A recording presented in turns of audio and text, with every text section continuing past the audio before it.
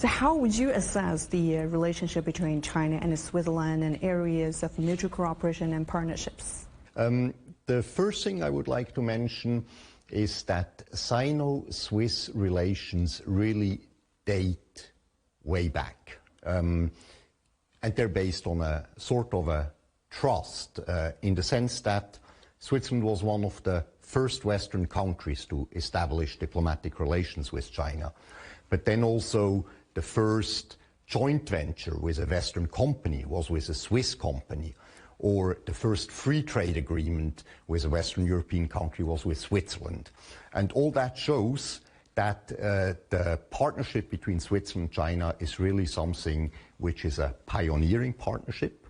And I think with the free trade agreement that we have made to enter into force, and which was very beneficial to both sides, we have led a ground to now develop relations even further. We have more than 700 Swiss companies here in China. They're very innovative companies, and they benefit a lot from the very qualified and very motivated Chinese workforce, and they give a lot in bringing in Swiss innovations into the Chinese manufacturing, the Chinese pharmaceutics, and so on. And this is really a success story where you can see that the both economies correlate and help each other.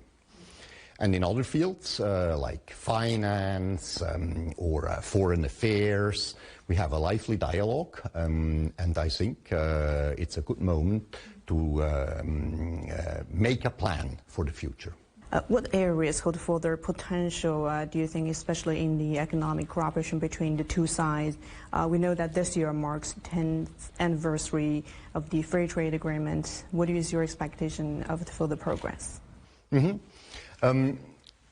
First, it's the free trade agreement which has been setting the framework for the past 10 years. And Switzerland is a very open country economy-wise. So the proof is that from the 1st of January this year, there are no more duties on industrial imports coming into Switzerland. So we are really opening our country to the world. And I believe that China also wants to go this way, and so we can exchange experiences.